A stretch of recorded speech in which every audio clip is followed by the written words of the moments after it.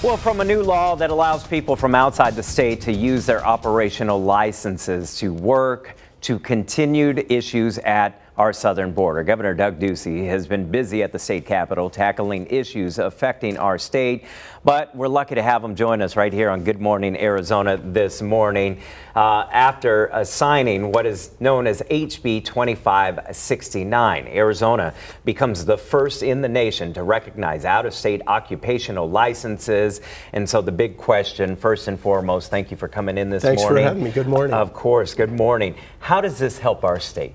This helps our state because we're going to have 100,000 people that are going to move to Arizona this year that want to go to work, and we say let's let them work. So we have universal recognition of occupational licenses. These are people that have skills and certifications from other states around the United States, and when they come to Arizona, what we don't want is the government standing in their way when they have skills and abilities. We said they don't lose these abilities when they pack up a U-Haul truck and they move to Arizona. The opposition claim, the other side of this was perhaps that other states might have lower standards in order to issue those licenses. Does that affect the state of Arizona if we allow that? They're still going to have to meet our licensing standards. They're still going to be under our regulatory framework. We really took into account public health and public safety first and foremost here. But what we didn't want to have is unnecessary burdens or obstacles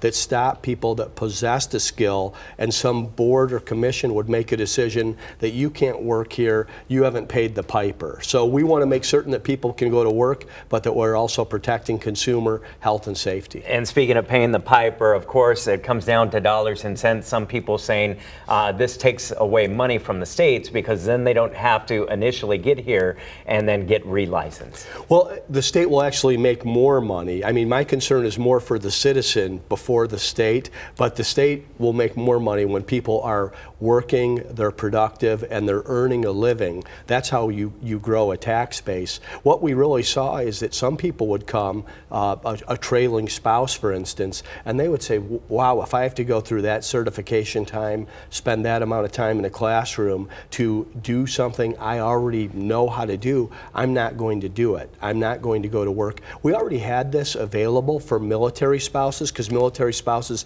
move so often. So we had the universal recognition for military spouses, and now we have it available for everyone. All right, looking forward to that. Let me switch gears here and ask you about a story that's garnering national attention this morning. I wanted to get your thoughts on the man whose military wife was killed in Afghanistan. He was allowed to stay in the United States under a process called parole in place. However, last week he was deported, leaving behind his 12-year-old daughter here in Phoenix. Your thoughts on why something like this happens? Yeah, it really bothers me, this story, and it's not right. I'm glad that the authorities finally found out the facts and I believe have reversed their decision. But when someone has served and sacrificed so much for our country, this should have never happened. And let me ask you, because this kind of highlights the problems that we're having there at the border. A couple weeks ago, you came out and said it was very important for fear that it would hurt our trade with Mexico if the president were to close the borders. You then met with him and seemed to change your stance. I didn't change my stance. Okay. I want to see our border remain open. That's a priority for me as governor. Public safety and national security is a priority above commerce.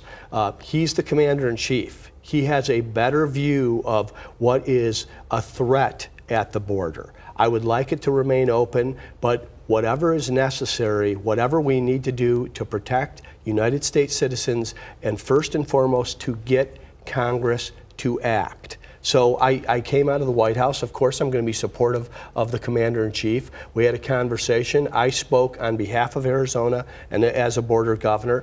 The border has remained open. I think that's a positive, but that doesn't take away the need for Congress to act. That's still a need. Our nonprofits, our churches, our overwhelmed. They are at a breaking point. We had 66,000 people come across the border in February. We had 3,700 come on March 25th. That's an 11-year high. We've never seen these types of numbers at the border. Our nonprofits, our men and women in ICE and Customs and Border Patrol are at the breaking point. So we are calling on Congress to act on this crisis. So let me ask you this, because in speaking to what you just discussed, you came out yesterday and said you were in support of the president releasing undocumented immigrants to these sanctuary cities.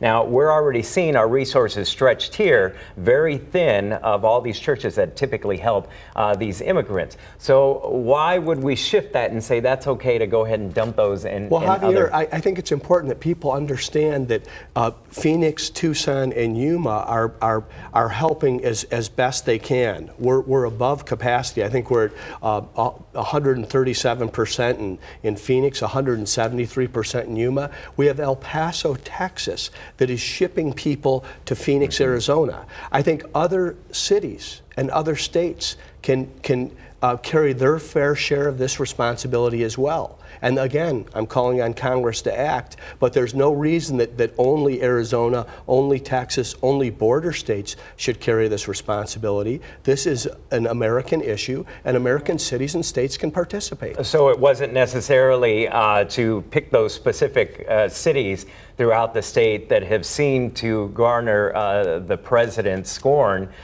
in opposition of his stance. You're saying let everybody share the burden. I'm saying where there are willing resources and we have able people and nonprofits available, let's go to those places as well. We've done more than our fair share in the state of Arizona, and we'll continue to do that, but others can help as well. All right. Always good talking to you. Thank you very much, Governor, for taking the time.